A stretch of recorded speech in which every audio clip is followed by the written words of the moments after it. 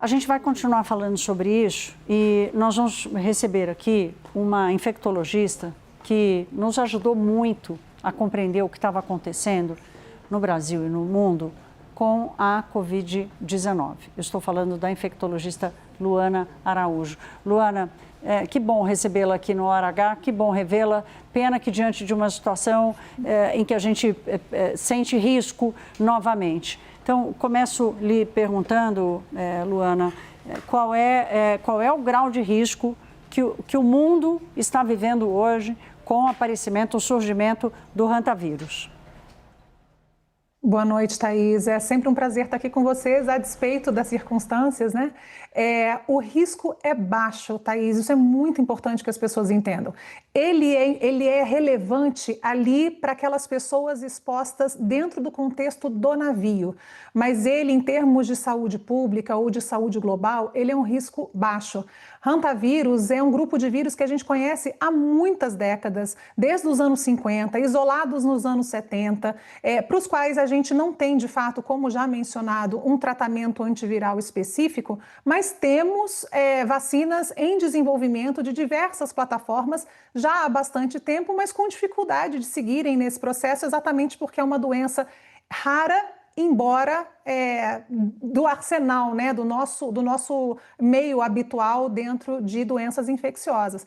Nós temos na Europa hantavírus, nós temos na Ásia, nós temos nas Américas, tanto do norte quanto no sul, nós temos no Brasil. Então, essa não é uma doença que a gente desconheça e não é uma doença que esteja numa espécie de caminho parecido com aquilo que a gente viu acontecer com a Covid-19. Longe disso.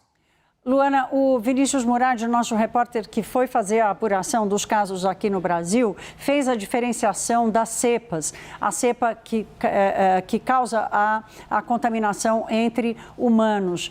E a Mariana Catati nos revelou agora há pouco, né, esse trajeto de terror das pessoas dentro desse barco que acabou se transformando essa viagem.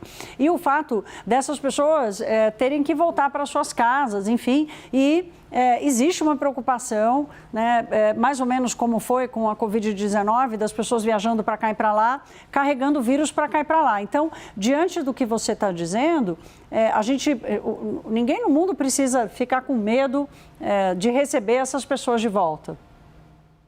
Na verdade, a gente tem que entender que essas pessoas serão vigiadas de uma maneira intensiva e coordenada internacionalmente. Entretanto, é preciso fazer uma diferenciação importante aqui com relação à própria Covid, que acho que é um trauma recente que todo mundo tem e de informações também mais frescas.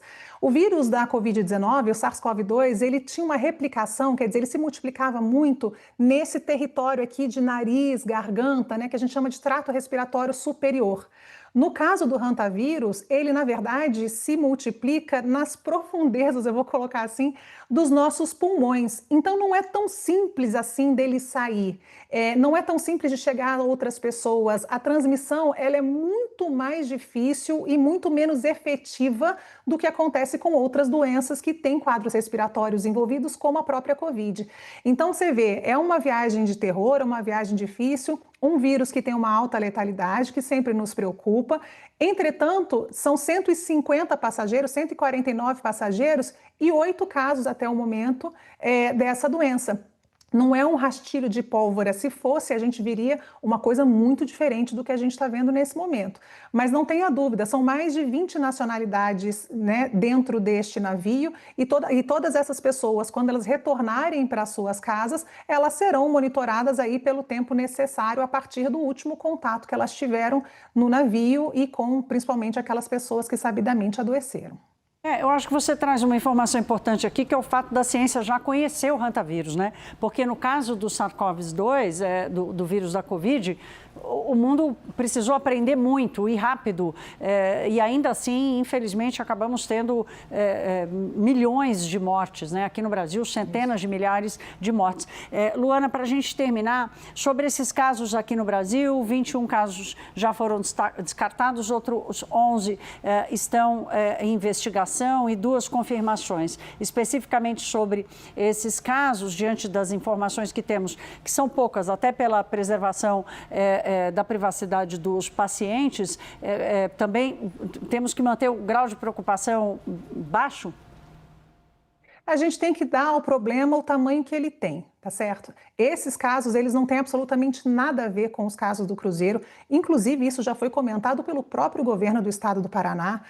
Não deve ser a mesma cepa, né, o mesmo vírus, o Andes, que quase todos os hantavírus têm essa transmissão pelas secreções, pelo sangue, urina e fezes, e saliva, perdão, dos roedores silvestres, é importante dizer isso também, é onde a gente vê a hantavirose acontecendo.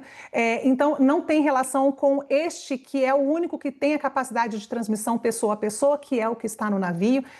E, de novo, é algo que a gente vê, em média, uma dezena de casos de hantavirose no Brasil por ano, desde os anos 90. Então, não é uma coisa nova nem para a gente, nem para o resto do mundo. E é muito importante, então, a gente lembrar que se esse é um vírus que passa ali também pelos animais, a gente tem que entender aonde a gente está e como a gente lida com isso, e lembrar sempre que existe um conceito que a gente traz aqui desde a pandemia, que se chama saúde única. A saúde do meio ambiente, a saúde dos animais e a saúde do ser humano sendo uma coisa só. Então é preciso a gente trabalhar isso e equilibrar esse conceito como um todo para que a gente se exponha menos, enquanto seres humanos, a esses vírus e a muitos outros micro-organismos que podem ser deletérios para a gente. E eu queria encerrar aqui dizendo que a Sociedade Brasileira de Infectologia tem aqui pela primeira vez um comitê específico científico sobre esse tema de saúde única e do qual eu tenho a alegria de presidir nesse momento. Então, estamos todos muito atentos a todo este processo. A hantavirose é uma delas e estamos aqui à disposição de vocês para qualquer esclarecimento. Claro, e aí o que você revela com esse grupo é um trabalho proativo, né? E não reativo a uma situação.